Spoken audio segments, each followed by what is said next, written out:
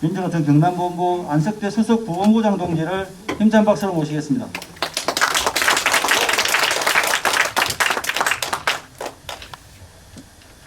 네, 반갑습니다.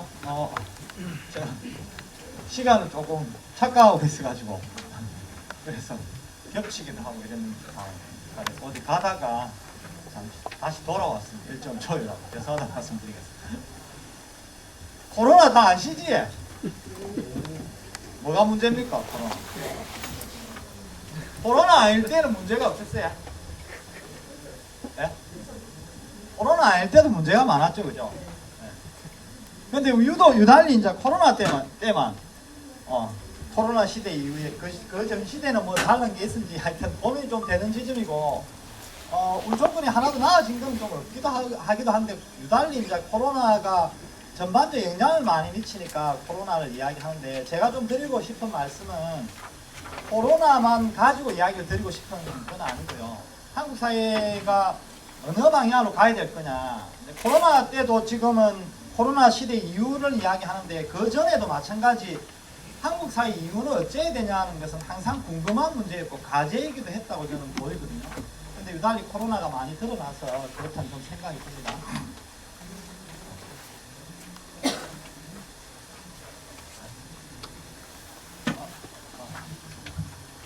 영상 간단한 거 하나만 좀 보고 가도록 할게요.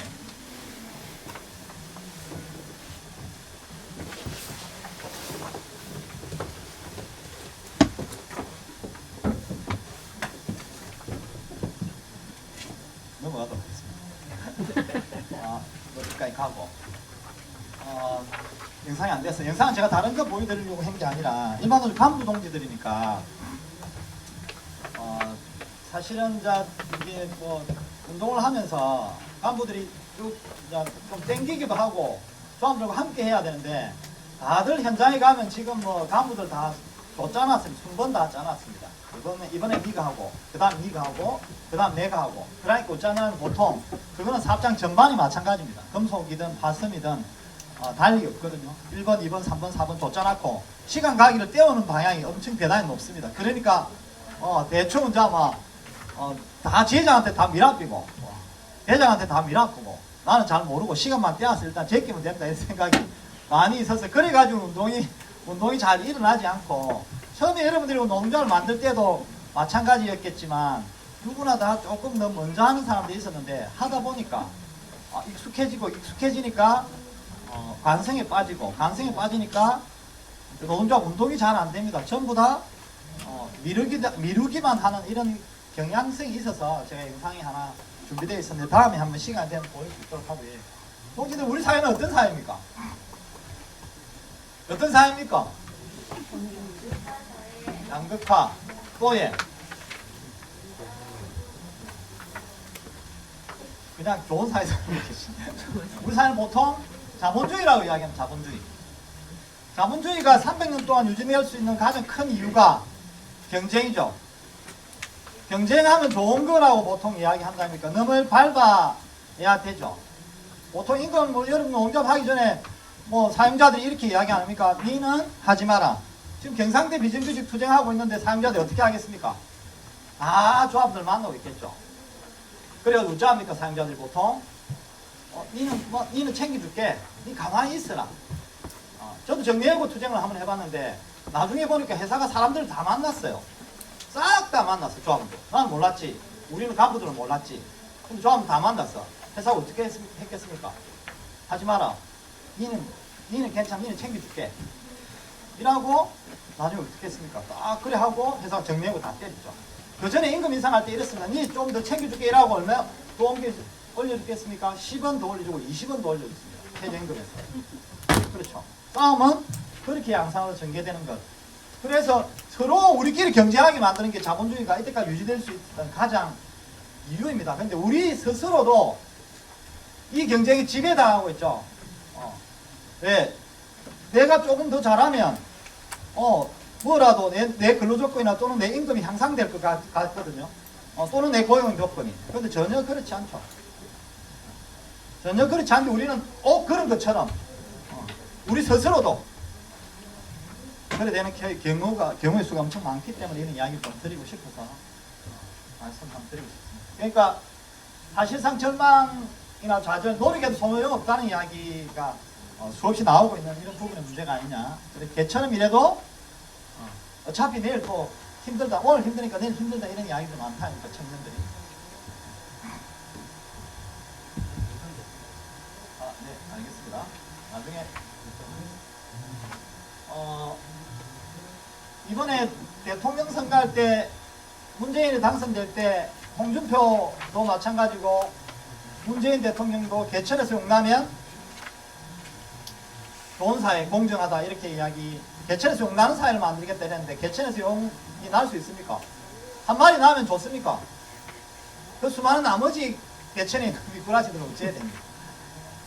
그러니까 이 경쟁이 신격화되면서 우리 스스로도 그렇게 해서 살아가고 있는 이런 장면이 아니냐 이런 생각이 들어서 한번 그렇지 않다는 것이고요. 그래서 뭐 앞에 서두인데 제가 코로나 이유를 이야기하기 때문에 몇 가지 장면, 3가지만 하겠습니다. 긴 장면 다 기억할 수 없고 다 까먹기도 한데 한국 사회에서 가장 떠오르는 생각, 시기적으로 떠오르는 생각이 있었던 게 기억나는 게 뭐 있습니까?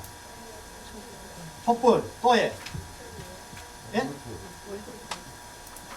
촛불하고 뭐예요? 붉은 악마. 예, 붉은 악마. 빨간 거는 촛불하고 비슷하네, 그죠? 또예. 예? IMF. 예, IMF. IMF 참 장면은 97년 장면이지만 지금도 회자되는 장면이고 나중에 그런 장면이 나올 텐데요. 장면 3가지, 저는 3가지 중에 첫 번째 촛불, 아까 말씀하셨던 거. 촛불 항쟁 다 가보셨죠? 시청 광장에도 가고 서울도 한번 가보셨죠? 안 가봤어요? 네, 가보셨죠?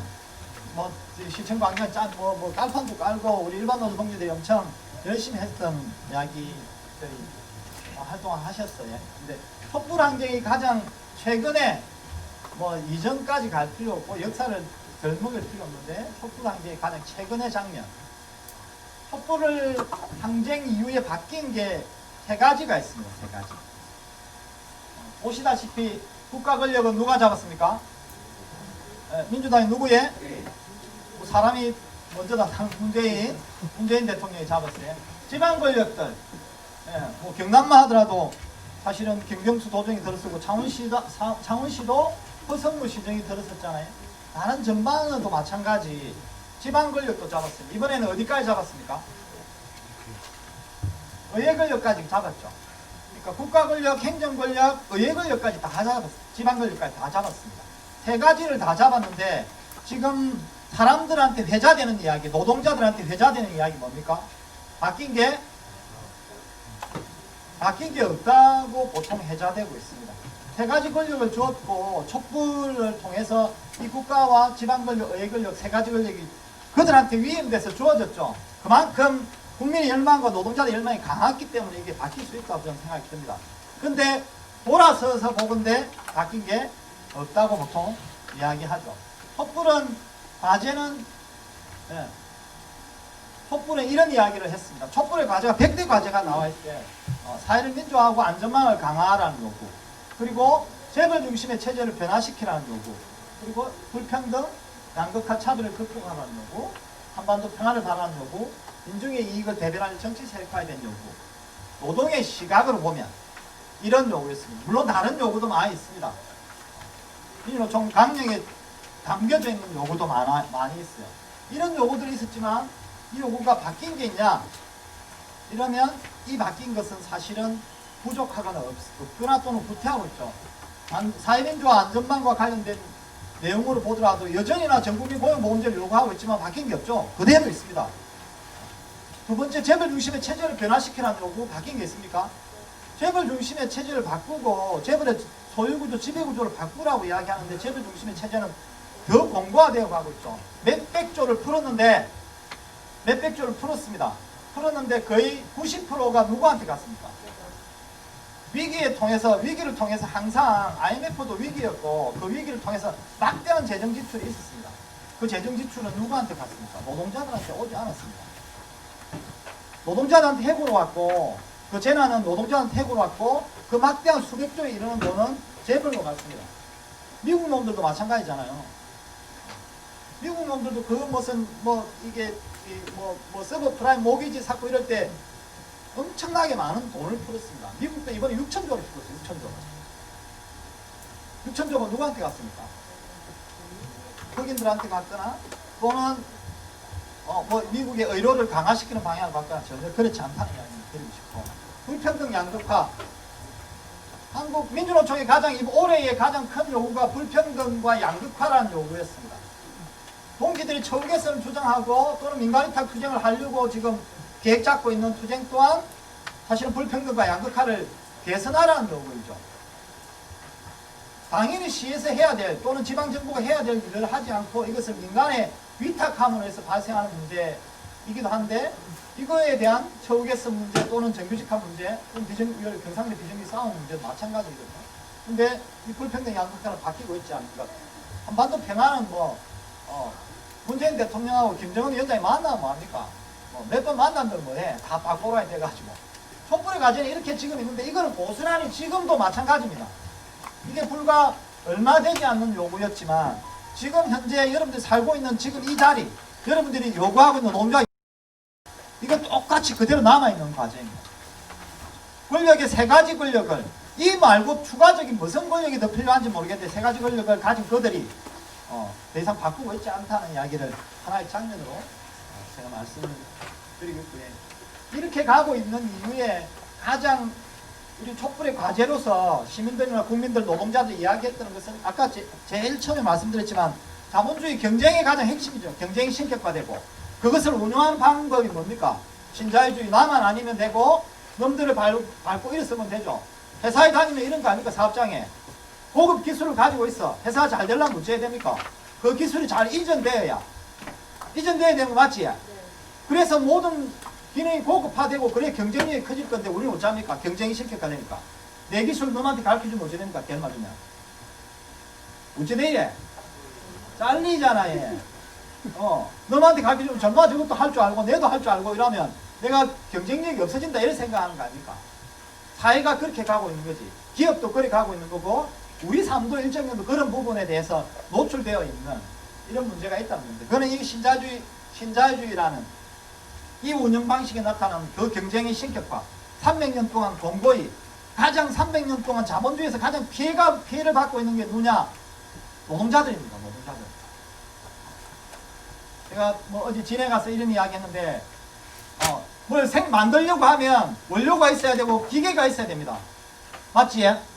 원료와 기계만으로는 공장이 돌아갈 수가 없습니다. 노동이 반드시 결합돼야 됩니다. 그렇기 때문에 노동 기한존재라고 하는데, 그런데 원료와 기계만으로 생산될 수 없지만 노동만 있으면 원료와 기계가 없어도 생산이 가능합니다. 그렇잖아요. 노동자들은 기계와 원료가 없어도 우리는 생산할 수 있어요. 그래서 원료나 기계, 노동 중에 가장 귀한 거는, 없으면 안 되는 가장 필수 불가하게 하는 건 노동입니다. 그래서 노동을 귀하게 봐야 된다고 이야기하는 거죠. 노동조합, 그렇기 때문에 노동조합은 더 귀한 존재라는 이런 이야기를 드리기도 했는데, 실제로 이 신자유주의 운영 방식에 있어서 공동체 붕괴되고 재벌의 수탈, 돈 퍼주면 재벌 수탈 보셨잖아요. 비정규직, IMF 때부터 비정규직 늘은 거 아닙니까? 아까 IMF 말씀하셨는데, 노동소득은 제자리고 기업소득은 이리 올라가고 반수가 커지는 거 아닙니까? 그리고 미국, 며칠 전에 신문에 하나가 나왔습니다. 미국의 자산을 1%가 다 가지고 있다. 거의 50%를. 한국 사회 어떻습니까? 똑같습니다. 한국 사회 1%가 자산을 거의 50% 이상 다 가지고 있습니다. 미국 1%가 다 가지고 있습니다. 대학 등록금 세계에서 가장 비싼 나라. 여러분들 빼 빠지기 이래서 대학 등록금 갖다 바쳐야 됩니다. 왜 국가가 교육을 책임 안 져요? 세금을 다 내는데. 그럼 책임지는 나라는 뭡니까? 그거 뭐 잘못된 나라입니까? 그러니까 이런 미국화에 관련된 문제, 이 신자유주의가 나왔던 이 폐해 때문에 우리는 촛불을 들었고 그 촛불의 요구에서는 안전망 강화, 재벌 해체 이런 요구들이 만들어져 있었던 것이죠. 두 번째 장면 기억나시죠? 아까 제가 문재인 대통령, 김정은 위원장 이야기했는데 많이 만났지? 이때 어쨌습니까? 제가 두 번째 장면 이야기하는 이유, 이렇게 경쟁이 신격화됐다는 사회 하나, 한국 사회가. 그 경쟁을 중심으로 살아가는 사회인데, 두 번째, 세계 유일의 분단 국가. 분단이 내하고 무슨 상관인데? 분단이 내하고 무슨 상관인데? 이렇게 하실 수 있죠. 한 해 들어가는 국방비, 우리 예산이 10%가 넘습니다. 10%좀 됩니다. 10%좀 넘는데, 이전에 13%, 14% 이랬습니다. 엄청난 돈이죠. 앞으로 지금 향후 5년간 국방에 들어갈 돈이, 무기사고 하는데 들어가는 돈이 100조입니다. 100조면, 예, 우리 그 최저임금 당장 1만 원 하는데 지금 15조 정도입니다. 15조. 최저임금 여러분들 당장 1만 원 하는데 15조 듭니다. 대학교 무상급, 대학교까지 다 교육을 무상으로 하는데 들어가는 돈도 불과, 예, 기억이 잘 안 나는데 얼마지? 100조 아래에요. 20조 정도 됩니다. 그럼 엄청난 돈이죠. 그리고 또 하나 더는 인권이 짓밟힌다는 거죠. 우리는 투쟁마해 해봤는데, 투쟁마해하고 요구해봤는데, 가장 유일한, 세계 유일의 분단국가, 그리고 그 분단에 기생하는 재벌 체제, 재벌과 정권이 어떻게 이야기합니까? 노동자들 투쟁하면. 여러분들 정규직화 요구, 또는 아이들이 밥 주라는 요구도 홍준표 옛날에 그랬지 않습니까? 아이들 밥 줘야 될 거 아니냐. 이거 홍준표나 이야기한 게 이거 아닙니까? 이거 빨갱이네. 진주어른, 지금 사회안전망을 보면 진주어른 사실은 이런 공공의료를 강화해야 되는데, 진주어른 정상화라는 요구, 이걸 어떻게 했습니까? 국가나 정부가. 진주어른 정상화라는 요구, 귀족노조 있고 그 빨갱이 새끼들이 있어 그렇다. 우리 제대로 투쟁 안 해서 그렇죠. 더 투쟁하면 빨갱이 소리 나옵니다. 왜? 세계 유일의 분단 국가이고, 그 분단의 가장 이득을 보고 그 체제를 살아가고 있는 게 누구냐? 재벌들이거든요. 재벌 수탈 체제. 그렇기 때문에 촛불은 재벌을 해체해야 된다고 이야기하고, 재벌을 개혁해야 된다고 이야기하죠. 안전망을 강화해야 된다고. 세계 유일의 분단 국가, 그것에 가장 이득을 받는 재벌 중심의 체제, 미국 놈들. 우리나라 꼭대기에 앉아서 단물 쪽쪽 빨아먹고 있는 거. 우리나라 은행은요, 은행은, 전부 다 70% 이상이 외국인 지분소입니다. 거의 외국인 지분이라고 하지만 사실 월가 지분도 안 보입니다. 은행에 돈 넣으면 안 돼. 농협이나 이런 데는, 우리나라 이기도 해서 농협이나 이런 데 하면 되는데, 딴 데는 하면, 국민은행 샀고 이런 거 다 해. 외국인 지분이 70% 이상입니다. 이런 수탈 체제에 있는 이제 한국 세계 유일한 분단 국가. 그 분단 국가의 가장 피해를 보는 사람, 세 글자, 노동자. 농민도 있습니다. 가장 피해를 보는 사람, 노동자, 세자. 근데 이것도, 예, 마찬가지로 깨어졌죠. 이거 뭡니까? 이거 뭔데, 얘? 텔레비 안 봤어요? 예? 폭파되는 거 있잖아요. 네, 그 시기지. 무사부터 아닙니까? 한 개도, 이 두 사람이 했던 합의와 약속이 한 개도 이행이 안 됐어요. 한반도가 좀 평화로 가고, 그 평화 공존을 통해서 살아가고자 하는 약속들이 있었는데, 하나도 내용이 없었죠. 평화 통일로 가자고 했는데, 아무것도 안 지켜졌죠. 미국은 무기 사는 데만 지금 돈을 이빨 갖다 줬어요. 향후 100조, 5년 안에 100조나 갖다 줘야 돼요. 그 100조, 무기를 왜 자꾸 삽니까? 전쟁이 안 나고 평화로 가는 것이 나라, 오히려 그 복지를 강화하는 방식으로 가고, 그게 나라의 큰 힘인데도 불구하고, 그래 안 합니다. 약속이 전혀 이행이 안 됐습니다. 이행을 안 하니까 저 부사부치야. 그 다음, 우리는 어떻습니까? 한미 워킹 그룹이라는 게 있습니다.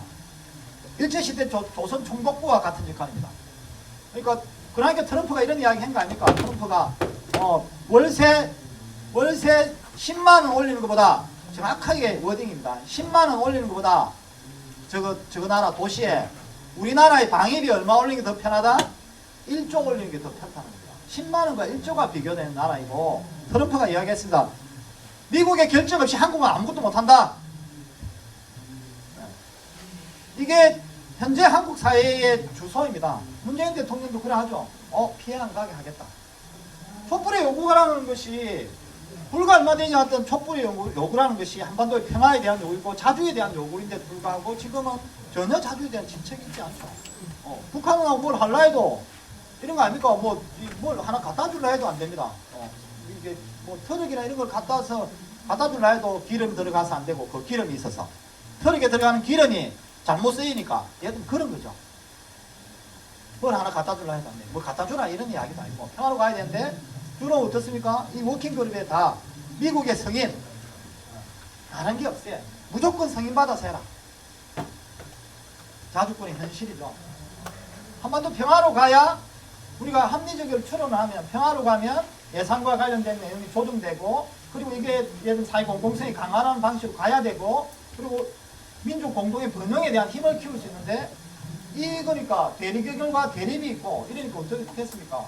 경쟁이 치열해지고 그리고 남북 간의 중심을 해서 분명히 있는 게 있기도 하고 이런 것이 더 누적되는 것이죠. 이게 장면 두 가지. 역사적으로 보면 불과 몇 년 안에 문재인 정부 안에 이루어졌던 장면 두 번째 장면. 그러고 이야기하는 게 우리가 나왔던 게 평화의 과제로 아까 촛불의 과제에 있었지만 평화의 과제. 촛불의 과제에서 나왔던 건 당연히 평화의 요구가 있습니다. 이렇게 도출됐던 게 새로운 질서 수립 70년이나 되는 이런 분단 체제. 어떤 나라가 언어의 공통성이 있는 나라가 70년 동안 만나면 이해가 되는 나라가 70년 동안이나 상대에 대한 이해가 아무것도 없습니다. 어떻게 살아가는지. 우리는 또리 장군 이야기하면 또리 장군 이런 이야기 하지만 또리 장군은 이미 다 머리 다 치워졌어요. 똑같이 또리 장군 시대를 살고 있는 거 비슷합니다. 머리 불났고. 적어도 언어의 공통성이 있고 지역의 공통성이 있고 민족의 공통성이 있는 상대에 대한 이해, 왜 저렇지에 대한 이해가 우리는 부족한 거 아니냐 이런 거고 종속적 한미관계 미국이 종속되어 있는 이거에 대한 청산 없이 나라가 다주적인 국가가 될 수 없다 이런 것에 대한 이야기를 많이 했습니다. 평화의 과제로 두 번째 노출되었던 이야기라고 저는 생각합니다. 세 번째 이야기하는 게 오늘 코로나 주제. 제가 코로나만 이야기할 수 없어서 한국 사회를 코로나 이후로 어떻게 구분하냐. 세계 유일의 분단 국가이기도 하고 촛불이라는 것을 통해서 정권과 의회 권력 모든 것을 다 교체한 나라가 단편적으로 코로나만 가지고 정세를 분석하거나 노동이 앞으로 나아갈 사회를 분석할 수 없다는 생각이 들어서 앞에 두 가지를 말씀드리고 장면 세 번째 코로나. 코로나가 어째 됐으면 좋겠습니까? 없어졌으면 좋겠지. 저도 없어졌으면 좋겠습니다. 코로나 장면, 코로나는 이런 거죠. 코로나는 외부적 충격이죠. 그러니까 감염이라는 충격을 통해서 발생하는 것이고 그 감염이 구조적 방식으로 노동자를 해고하거나 또는 노동자를 그리 쫓거나 자영업자가 멸망하거나 이렇게 가면 그건 뭐 어떤 문제가 됩니까? 구조적 문제가 됩니다. 구조적. IMF가 그랬습니다. IMF는 내부의 문제였죠. 그 내부의 문제가 노동자를 해고하는 방식으로 어찌 됩니까? 해고하는 방식으로 하니까 구조적 문제가 됐습니다. 오히려 재벌을 계획하는 방식으로 갔으면 구조적 문제가 해결되는 방식으로 갔겠죠. 근데 정반대이고 마찬가지 코로나도 마찬가지입니다. 감염에 의한 위기인데 수많은 돈을 재벌 중심으로 퍼주고 있는 것입니다. 재벌이 가져가는 돈이 몇백조. 위기를 조성하고 그들은 이윤을 지금도 비정규직을 고용해서 수탈해 가는데 그게 부족하니까 어쩝니까? 위기를 조성해서 사람 자르고 돈 도라고 하는 거잖아요. 노동자들을 잘리지 않게 해달라는 요구는 이미 해고 금지하자는 요구는 이미 물 건너갔습니다. 문재인 정부 지금 국무에 의결한 게 있기 때문에 여러분들 현장에서 데모 못하게 하고 단체비 유효기가 3년에서 보수노조 되면 5년 기다려야 되고 이런 방식으로 가는 거죠. 이게 구조적 충격으로 가는 것은 사실 노동자의 도산, 가계의 도산을 막는 방식으로 가야 되는데 그렇지 않는 거다. 이런 것이 코로나인데 그렇지 하고 있지 않다 이랬는데 장면이 몇 가지 한번 봅시다. 코로나. 이게 무슨 베네치아 물 맑아졌다 이런 이야기. 요새 다시 물이 좀 돌아가니까 좀 더러워지고 있는 모양이래요. 코로나를 보면서 이게 에베레스트 산인가 이게 보였대요. 20년 만에 공장이 멈추니까, 굴뚝이 멈추니까, 굴뚝이 좀 멈추니까 환경이 나아지는 거죠. 근데 여기 이걸 하면서 이런 사람 이야기하는 사람 조금 천천히 가도 되겠네. 조금 여유 가지고 가도 되겠네. 코로나가 주어진 이런 걸 보면서 에펠탑이 맨날 이래 보이다 이렇게 보였다. 근데 반대 장면 두 가지. 이 코로나가 난 장면 두 번째.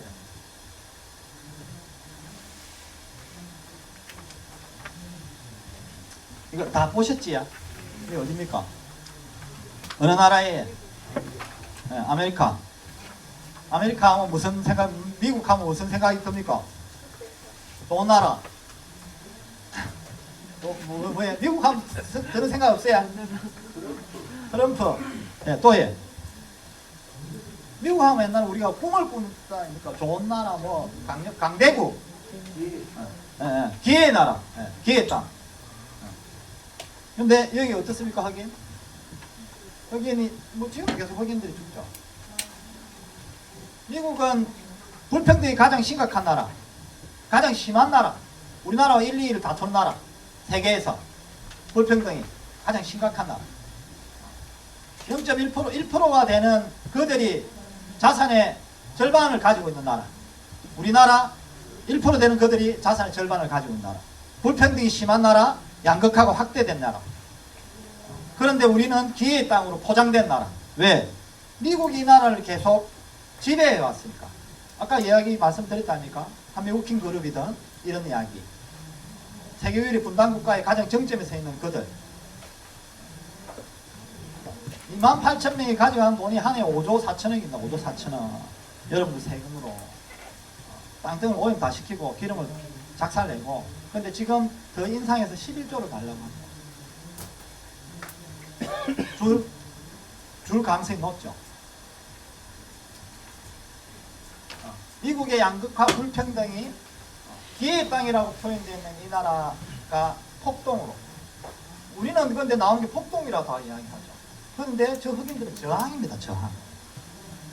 프랑스가 노란 조끼를 입고 시위를 불을 지르고 난리를 났어요. 프랑스가. 그거는 불평등이 만연한 나라는 아니거든. 프랑스는. 서구 유럽이니까. 근데 노란 조끼를 입고 시위를 하고 불을 지르고 합니다. 근데 우리는 그것을 폭동으로 봅니다.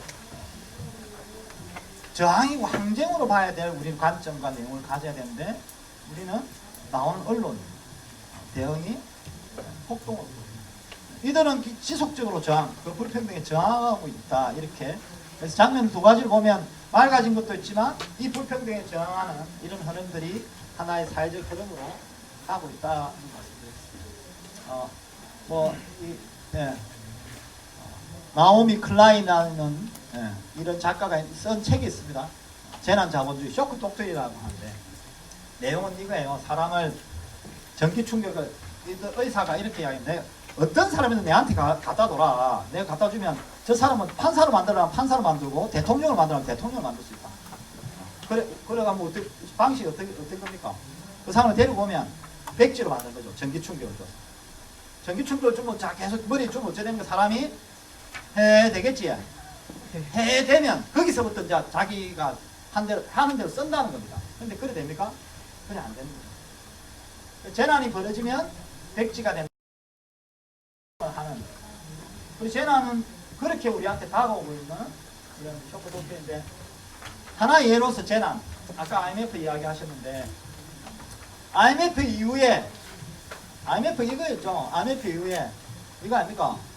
장면. 낙수효과. 낙수효과 대신에 나왔던 게 그거잖아요. 소득주도 성장이잖아요. 여기는 낙수효과라는 것은 이윤이 주도하는 성장인데 그 다음 나온 게 문재인 정부가 들고 나온 게 그래 안 된다. 소득이 노동자의 갭치가 좀 넓어져야 되고 많아져야 뭘 삼는데 그래서 소득주도 성장이라는 게 나왔죠. 근데 나온 게 IMF 이후에 시장에 대한 개방 그리고 노동시장 유연화 뭐 나왔던 단어가 IMF 이후에 여러분들 떠올리는 단어가 비정규직 천만이죠. 재벌 체제 양극화, 그럼 민주노총이 올해 가장 중요하고 내세우고 있는 불평등 양극화 문제, 자살률, 경쟁, 환자 사망, 한 해 2,400명. 어제 제가 진해 갔다 오니까 진해에 노잼 택배 있는데 요만한 공간이에요. 기둥이 있어요. 그냥 사람들이 계속 차도 있고 계속 다니는데 기둥 밑에 의자 하나 놓고 자살하는 자리 그대로 있습니다. 의자가. 사람들이 그걸 보는 사람들 외상후 스트레스가 얼마나 많을지 참 엄청 걱정이 됐습니다. 고스란히 그런 자살률. IMF에 좋은 단어가 생각납니까 지금?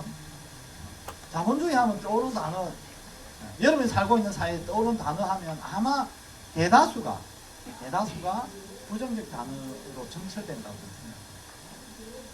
IMF가 나왔던, 재난이 나왔던 현상, 이런 것도 미국 놈들도 또 이게 자연재해도 마찬가지거든요. 이게 미국 놈들이 이 카트리나인가 하는 게 와가지고 플로리다인가 뭐 건지, 미국 놈들이 여기에 공립학교가 엄청 많은 데라, 흑인 중심의 사회인데, 근데 이 재벌들이 저 공립학교를 다 쓸어버리고 싶었어. 근데 흑인 중심 사회는 안 된다, 무슨 소리 하노, 공교육을 강화해야 된다, 이렇게 주장했었죠. 그러니까 쓸 방법이 없었어. 재난이 왔어요, 재해가. 완전히 장기 부치야. 그러고 공립학교 싹 다 썰어붙어요. 이때다.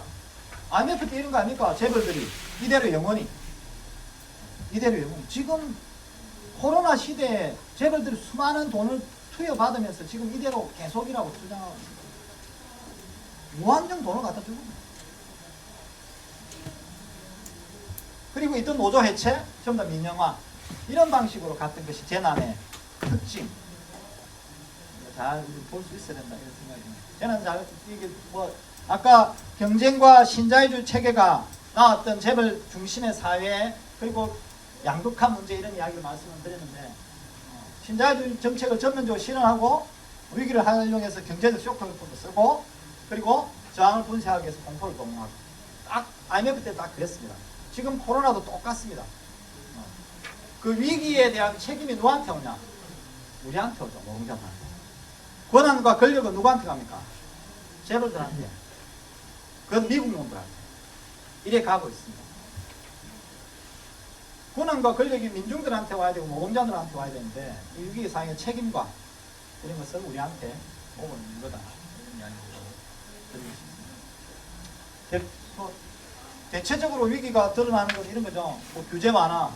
지금 국무회의에서 의결한 거, 작년에 의결한 거를 6월 30일에 다시 의결했다 아닙니까? 현장에서 데모하지 마라. 단체비 유예기간 3년 하고, 비종사자, 우리 회사 사람 아닌 사람이 사업장에 들어오지 마라. 이런 법 통과, 노동법 관련된 교육을 많이 했었으니까 그 법 통과되어 있고 지금 환노에 심사를 할 예정으로 있습니다. 사회노동위원회. 촛불의 요구가 재벌을 해체하고 노동권을 강화하는 방식으로 가야 된다고 이야기했는데, 문재인 정부도 그렇게 이야기했는데 전혀 거꾸로 가죠. 노동자들의 저항을 억누르는 방식. 아까 미국의 흑인들도 저항하는데 그 저항을 억누르는 방식. 그 저항은 꼭 비폭력이어야 된다고 강요하는 방식. 그 저항은 우리 사업장 내에서만, 너희끼리만 해라고 하는 방식. 노동조합 만들면 와 민주노총 가노 우리끼리 하면 안 되나, 노사협의 하면 안 되나, 이런 이야기 뭐 노조합 할 때 다 이야기 들었던 이야기죠. 회사가 우리 사람들 만날 때, 조합원들 만날 때, 뒤에서 만날 때 하는 이야기잖아요. 그거 지금 만들려고 하고 있어요. 우리 노동조합 아닐 수 있을 것 같지? 우리 노동조합이 아닐 수가 없습니다. 뭐 그런 사례 말씀 많이 드는데, 민주노총 망하고 금속노조 망해도 안 망한다는 땅땅한 한 500, 1000짜리, 500에서 조합은 1000명짜리, 기침만 해도 회사가 벌벌 떠는 회사. 그런데 나중에 노동조합 일상활동 안 하고 교육 안 하고 간부들이 돌아가면서 하고 이제 뭐 아무것도 안 되니까 나중에 살 갖다 대니까 푹 들어가보다 이러고 다 자빠지겠답니까? 복수로도 만들고 전부 다 탈테스 쓰고 그 전향서 쓰고 오리그룹을 해가 회사 들어가 청소하고. 노동권의 위축은 그렇게 나타납니다. 나만 아닐 것 같아도 노동권 위축은 그렇게 나타납니다. 그 노동권을 핵심적으로 위축하려고 하고 있어요. 뭐 규제 완화 이런 등등이 지금 재난의 시기에 규제 완화가 아니라 요구는 그런 거 아니었습니까? 공공성을 강화하고 노동권을 보장하고 이렇게 가야 되는데, 그래야 구조적 문제는 안 갈 텐데 이들은 반대로 가고 있는 것이죠.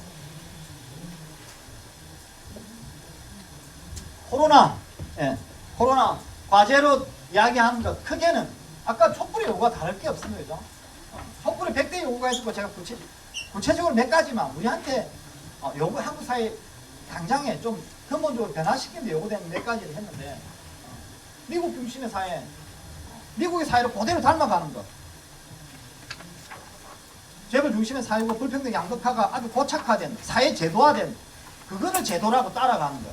그게 기회의 나라라고 포장되는 것. 그리고 그 미국의 수탈을 당연한 것처럼 받아들이는 것. 이렇게 가서는 안 된다는 거예요. 미국 보면서 이번에 코로나 미국 놈도 병원 가면 우리는 어떻습니까? K방역 코로나를 병원 가면 어째요? 공짜지? 미국 놈은 얼마 줘야 되겠습니까? 기본 들어가면 500 뭐 좀 더 하지? 그러면 기천만 올라가 봅니다. 그런 나라예요. 근데 그 제도를 따라가고자 하는 거죠. 근데 이번에 이런 미국을 숭상하는 의식 이건 상당히 무너졌습니다. 그럼에도 불구하고 미국을 무서워합니다. 미국은 우리를 지켜준다. 뭘 지켜줬습니까? 수탈을 해갔던 것이죠. 수탈의 가장 정점에 있는 그거죠. 재벌과 함께. 근데 미국이 없으면 우리는 죽는 줄 압니다. 아니 죽는 줄 알아. 이상해요. 왜 그래요? 그러니까 뭐 워킹 그룹 사건 이런 거 미국 놈들 트럼프 지가 물었고 저거 월세 10만 원 올린 것도 우리나라 1조 올린 게 더 편하거든요. 재벌개혁, 신자유주의 해체. 신자유주의라는 게 경쟁이 신격화되고 신자유주의라는 것이 나타나는 것은 노동권 위축이고 아까 재벌 중심의 사회고 수탈, 약탈로 되어 왔던 겁니다. 이거 해체라는 거예요. 그리고 미국 중심의 이런 패권들이 무너지고 있는데 그런데 유달리 우리는 미국 중심의 그 패권을 지키려고 하고 있습니다.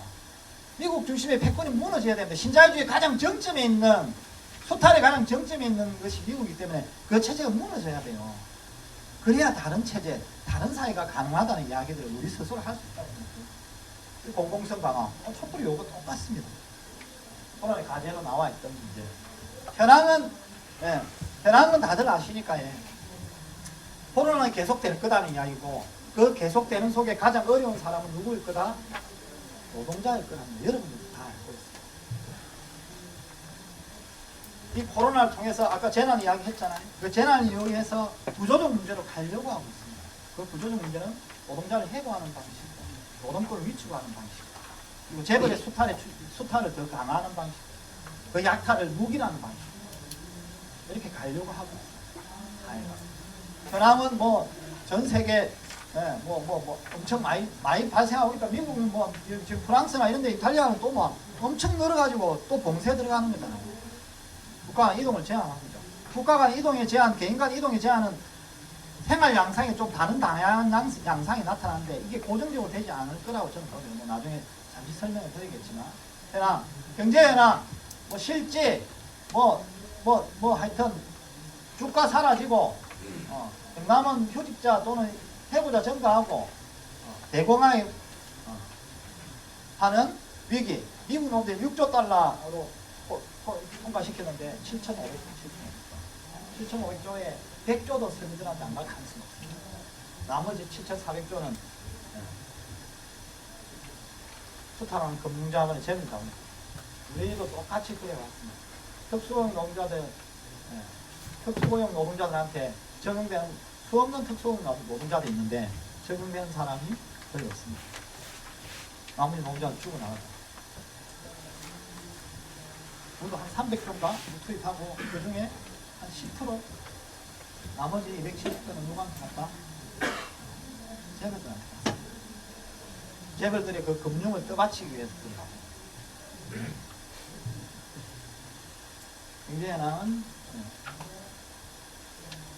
아까 이게 코로나가 던져줬던 것은 재난자본주의 이런 이야기를 근본적으로 자본주의 사회의 경쟁의 신격화 그리고 이 신자유주의 구조를 혁파해야 된다는 말씀, 그게 촛불의 과제이기도 하고 평화의 과제이기도 하고 이런 이야기, 코로나의 과제이기도 하다고 말씀을 드렸는데, 여기 보면 재난자본주의에 힘들어하는 사람들은 다 노동자들, 경청놈들은 오만 법안을 다 발의하죠. 법인세 까둬라, 상속세 까둬라, 재난의 시기에 그들한테 더 퍼달라고 이야기하죠.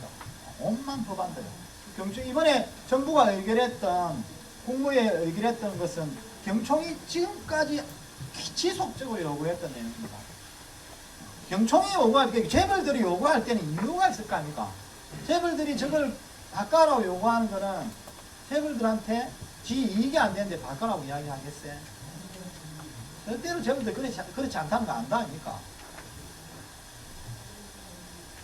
그리고 뭐 사회적 약자, 희생, 공공의료 과제, 민영화 이런 이야기도 나오죠. 이미 뭐 사실은 의료와 관련된 그 개인정보보호법에 대한 데이트 3법이라 해서 통과되어 있습니다. 여러분들 이름만 빼고 다 정보가 넘어갈 수 있습니다. 여러분들 이름만 가라고. 여러분들 이름만 가라고 어딜병원 갔는지 남성인지 여성인지 임신을 했는지 뭐 산부인과를 갔는지 안 갔는지 뭐 암의 경력이 있는지 없는지 이 기록이 다 제공이 될 수 있어요. 제공이 되면 그걸 특정할 수 있겠습니까? 없겠습니까? 이 사람은 정병이다. 이걸 특정할 수 있겠어요? 없겠어요? 일반 노조 위원장 했고 뭐 쭉 다 적혀 있는 걸 다 정보를 주는데 정병을 특정 못 하겠습니까? 위원장은 특정됩니다. 그죠? 그런 것들도 다 통과되어 있는 조건과 내용이다. 이런 이야기. 이런 재난을 통해서 이들의 수탈 구조를 더 공고히 나가는 거죠. 이 수탈 구조를 공고히 나간 것을 막을 수 있는 게 뭐냐? 그거는 아까 미국도 보셨다시피 그리고 프랑스도 제가 예를 들었지만 처방입니다. 처방. 그것 없이 바뀌지 않습니다. 그것을 묵인하고 방조하고 나서 후회하는 건 우리죠. 노동자들입니다. 정례구로 후회하고 비정규직이 자회사로 돼서 근로조건이 고스란히 있는 것으로 후회하고 시가 직접 고용 안 하고 위탁 줘서 고스란히 그 피해를 우리가 담당하고 이렇게 돼요. 그리고 이 재난에 대한 근본적 변화, 이 경쟁이 신격화되어 있는 이 신자유주의 구조를 근본적 변화, 그리고 유일한 분단 사회를 근본적 변화를 요구하는 목소리도 많습니다. 코로나 때. 코로나 때 공공성 강화해라 등등 뭐 해고 중단해라 이런 요구들이 많습니다. 근본적 변화를 지향하는 방식으로 재난의 시기가 왜? 적어도 의회 권력과 국가 권력과 행정 권력을 주어졌으면 그런 방식으로 방향으로 가라 이런 요구죠. 그리고 그것을 우리는 저항을 통해 조직하잖아요. 아까 경쟁의 신격과 신자유주의 체계가 재벌 중심의 수탈 체계였는데 오히려 지금은 이 재난을 통해서 공공성을 강한 안전망을 그리고 진보적 체제를 구축하는 방식으로 가야 된다는 것이 코로나의 저는 과제라고 생각합니다. 그게 똑같이 노동의 과제입니다. 노동이 그것을 애써 외면할 수가 없습니다. 노동은 아무리 우리가 외면하려고 해도 노동은 항상 그 일선에 있을 수밖에 없어요. 왜? 여러분들은 끊임없이 그 일선에서 투쟁의 요구가 만들어지거든. 민간위탁이든 또는 정규직화 요구든 그렇게 될 수밖에 없어요. 외면한다고 되는 문제가 아닙니다. 내가 구걸 한다고 저 사람이 해줄 것 같습니까? 절대 해주지 않습니다. 하지 않죠. 재벌 중심의 체제를 협파하지 않는데 재벌의 요구를 청구를 받는데 어떻게 우리의 요구를 노동의 요구를 받겠습니까? 안 되는 이야기죠. 상반되는 이야기잖아요. 상반되는 이야기를 우리는 될 것처럼 믿는 거 그거는 오산이라고 생각합니다. 그래서 공공성 강화 안전망에 대한 이런 방식으로 가야 된다는 게 코로나 요구라고 생각합니다. 한국 사회 변화가 있죠. 아까 예를 들면 접촉이 안 되고 일함으로 해서 만들어진 변화. 뭐 우리가 보통 국가가 이렇게 이야기한다니까 분업 체계다. 분업이 됐다. 국가 간의 분업, 국제적으로 분업돼서 우리는 요거 잘하는 만들고 저나라는 이걸 잘하는 만들고 이렇게 교환해서 생산하자. 이런 분업 체계가 변화될 거다. 그래서 자기 나라가 생산하는 방식으로 갈 거다 이렇게 이야기하는데 그거는 저는 아주 과도한 이야기라고 생각해요. 국가 간 분업 체계는 제국주의 수탈 체계의 중심에 있는 겁니다. 그 체계는 그대로 간다고 저는 봅니다. 그런데 우리가 과도하게 생각해서 이제 우리나라에서 우리끼리 잘해서 한다? 그거는 뭐 그래 하지 않을 겁니다. 재벌들 미쳤으면 그래 하겠습니다. 자립과 자강이 강화되는 방식으로 가겠습니까? 재벌들. 전 세계가 열려있는 세계는 넓고 수탈할 것은 많은데 국제적 분업 체계는 그대로 간다는 것이죠. 4차 산업 뭐 지금 뭐 AI 사고 이래 많이 이야기하는데 노동은 아주 다양한 방식으로 그런 노동이 많아질 겁니다. 지금 특수형 노동자는 많잖아요. 뭐 라이더도 있고 뭐 오만 개 다 있습니다. 지금 오만 개 다 있어요. 근데 그 노동자들이 규정하는 근로기준법, 노동조합법 규정 받을까요? 사각지대입니다. 그들은 규정 받지 않습니다. 그게 많아진다는 것은 많아질 수 있는데 그게 많아진다는 것은 노동권이 계속 저하된다는 것과 인맥 이꼴로 가는 것이죠. 그게 저하가 많아진다는 것은 기존에 있던 정부나 국가나 또는 기업이 감당해야 됐던 또는 시든 도정이 감당해야 됐던 것을 다른 방식으로 사각지대에 있는 노동을 채운다는 것과 똑같습니다. 그건 여러분들 보니까 밀접하게 직결되는 거예요. 코로나는 그렇게 다가오고 있다고 보시면 되겠습니다. 그것에 대한 투쟁을 우리가 조직해내야 됩니다. 당장 지금 노조법, 국무회의 의결돼서 환노에 다루고자 하는 이 법이 통과되는 순간 더하기가 되겠죠. 막 곱하기가 돼가지고 팍팍 되겠죠. 더하는 것은 1 플러스 1은 2지만 그 다음 곱하기는 2 곱하기 2는 4가 되잖아요. 2 되고 이렇게 간다는 거예요. 1 더하기 1 더하기 1이 간다는 게 아닙니다. 배로 기하급수적으로 그걸 만들고 노동권이 그렇게 있죠. 혁신은 재벌체제 중심, 공동체로 전환, 테마체제 문제 이렇게 경제적 측면을 가야 되는데 혁신 안 하죠. 재벌체제 중심으로 혁신한다는 거예요. 현재까지 경제적 상황을 보면 그래 보면 국제적 분업체계 변화는 있겠지만 공고의 제국주의 수탈체계, 재벌들 수탈체계이기 때문에 세계를 놓고 수탈은 많기 때문에 약탈체계 간다는 것이고 이거는 공고한 변화가 없을 거예요. 두 번째, 개별화 분야, 분별화. 노동자들이 사각지대에 있는 노동이 많아짐으로 해서 정규직을 위협하는 것이죠. 고용 위협되는 거죠. 옛날에 그런 거 아닙니까? 농촌에 있는 사람들 촌에 도시에 올라가고 유유노동, 값싼 노동 되니까 잘라쓰고 쓴다 아닙니까? 뭐 값싼 노동자도 천지니까. 지금 얘는 4차 산업이 이렇게 AI 등 발전해가면서 노동권의 사각지대에 있는 노동자들이 늘어남으로 인해서 그런 노동이 많아지는 것이죠. 왜? 그러면 이게 정규직 고용 중심으로 해서 하겠냐는 거예요. 재벌들이. 더 수탈할, 약탈할 게 더 많은데. 그리고 재벌체제 중심으로 재난을 통해서 갈 가능성이 대단히 높다. 여기에 대한 저항이 필요하다는 것이죠. 사회정치적 측면, 분단정책체제 흔들린다는 것, 미국의 패권, 그리고 안전망에 대한 요구, 그리고 약탈적 체제의 변화를 우리는 요구하고 있습니다. 우리는.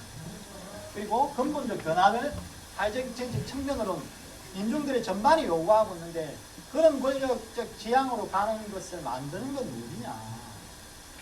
이것을 우리는 물어봐야 될 때다. 과제는 그래서 현재 과제는 노동자가 한국 사회 실질적 변화를 주도할 것, 약탈과 분단의 체제가 아닌 체제로 갈 것, 그리고 근본 문제를 해결하는 노동이고 한국 사회 과제로 보면 그렇다. 우리 노동은 그러한 일들을 해왔고 그리고 우리 노동은 그러한 걸 앞으로도 개척해서 외면한다고 그런 일을 안 하는 게 아닙니다. 그 외면이 아니라 애써 뭐 그거 할 필요 없이 정면으로 맞닥뜨려 그냥 나가야 됩니다. 이런 좀 생각이 그래서 과제의 측면 이야기를 했고요.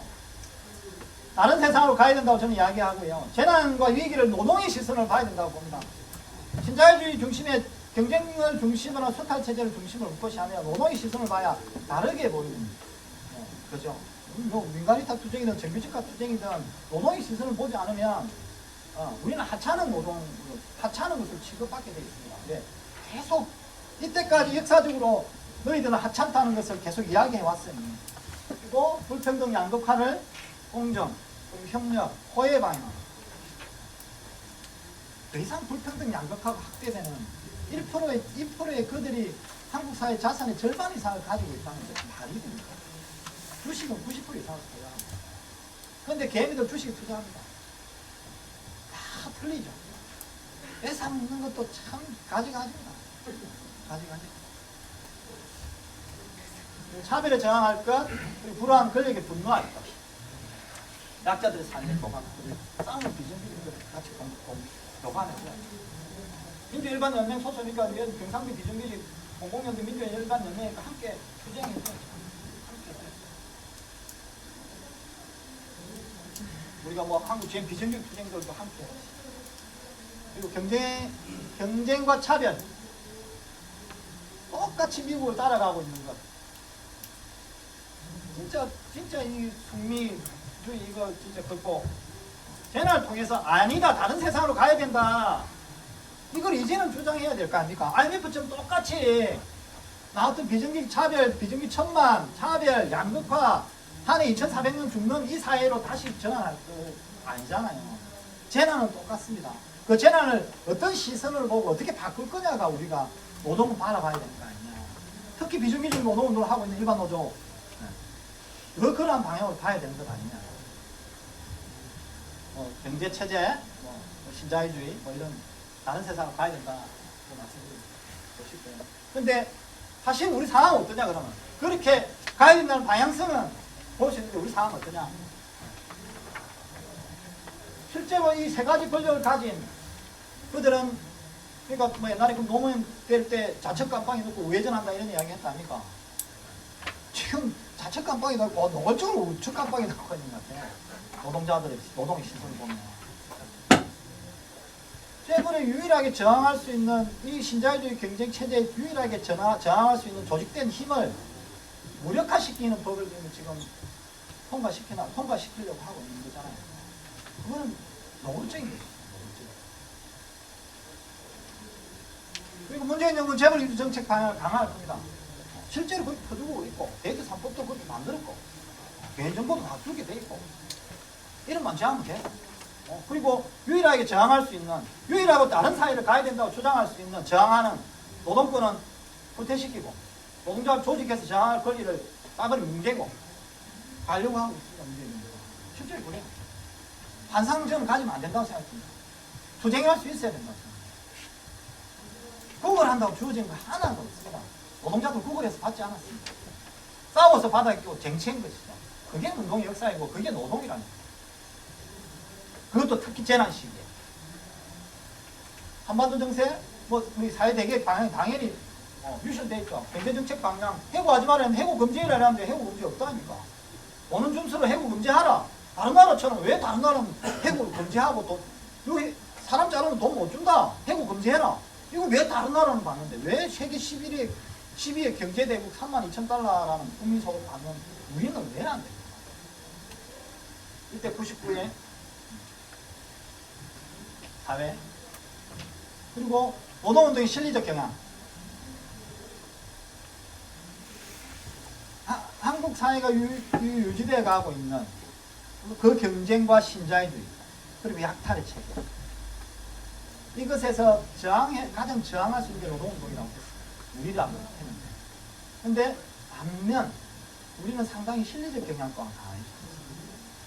사회정치적 투쟁을 통해서 사회를 지금 재난 시기에 바꾸어 가야 된다는 건데 우리는 나의 실리를 중심으로 물론 제가 근로조건 개선 투쟁하지 말자는 이야기 아닙니다. 당연히 근로조건 개선 투쟁해야 돼요.